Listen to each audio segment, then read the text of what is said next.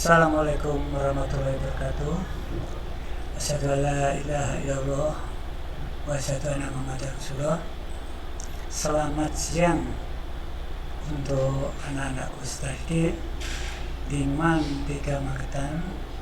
Di sini saya sebagai pemateri dari pelajaran pendidikan kewarganegaraan untuk kelas 11, maka pokok materi yang akan kita berikan sekarang ini atau yang saya berikan ini adalah tentang hak asasi manusia.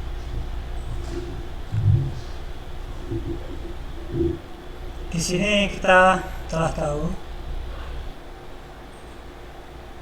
hak asasi manusia adalah hak yang diberikan oleh Yang Maha Kuasa kepada setiap individu. Tapi sebelum kita menginjak kepada materi tersebut, kenalkan, saya Pak Mariono, pembawa materi kewarganegaraan untuk kelas 2, di mana nanti saya akan memberi materi untuk seluruh kelas 11 Madrasah Aliyah Negeri 3 Magetan. Langsung kita menuju materi.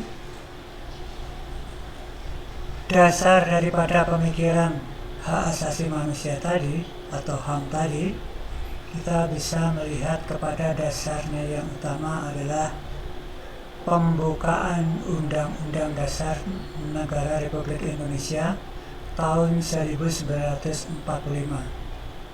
Adapun mengenai pembukaannya adalah bahwa kemerdekaan itu ialah hak segala bangsa.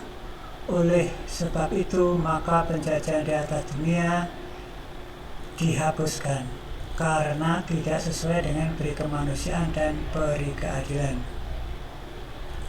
Jadi dari poin yang pertama, pembukaan Undang-Undang Dasar 45 ini, kita dapat melihat segala tindakan yang melanggar hak norma manusia itu termasuk adalah pelanggaran HAM. Apakah norma itu? Kita harus tahu, norma ialah suatu hak yang diberikan oleh Maha Kuasa, yaitu mengenai satu yang ada di dalam hak asasi manusia, antara lain yaitu satu, hak untuk hidup, dua, hak untuk menentukan pendapat, hak ketiga adalah mencari pekerjaan untuk kelangsungan hidup. Di sini, dari hal tersebut kita dapat membagi menjadi beberapa poin. Kalau kita di dalam aliyah, kita ada urusannya sama hablum minallah, di mana kekuatan yang diberikan Yang Maha Kuasa di dunia ini semata-mata semuanya atas pribadi.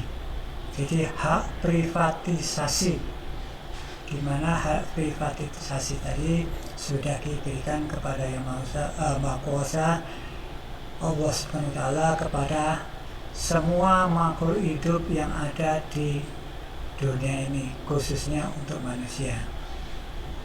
Karena apa? Norma itu, manusia telah mempunyai norma atau hak dasar, hak pribadian, yaitu untuk melangsungkan hidup. Tidak semua yang menyangkut manusia itu berarti adalah hak untuk hidup, tetapi harus ada juga kesinambungan antara manusia satu dengan manusia yang lainnya. Hak untuk hidup dari manusia satu dengan yang lainnya juga telah diatur oleh Maha Kuasa, di mana kita saling menghormati.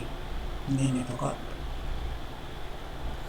Dari pernyataan itu, maka hak asasi manusia itu setelah kita tahu dasar hukumnya mengenai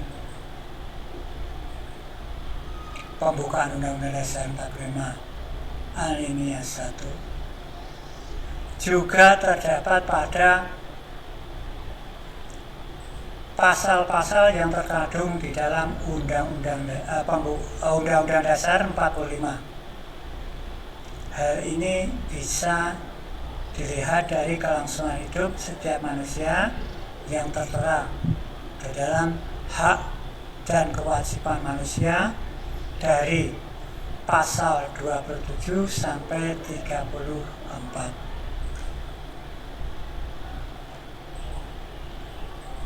Dari sini kita mengenai hak dan kewajiban manusia tidak lepas pula dari kelangsungan hidup setiap individu, di mana tertera kepada Pancasila. Dari yang pertama, misalkan hak untuk menyembah Yang Maha Kuasa. Di dalam Pancasila itu ada di sila yang pertama. Tetapi sila pertama itu tidak lepas dari sila-sila yang lainnya. Demikian yang saya dapat sampaikan sebagai salam pembuka hak asasi manusia ini dapat dilihat di dalam pembukaan Undang-Undang Dasar 45,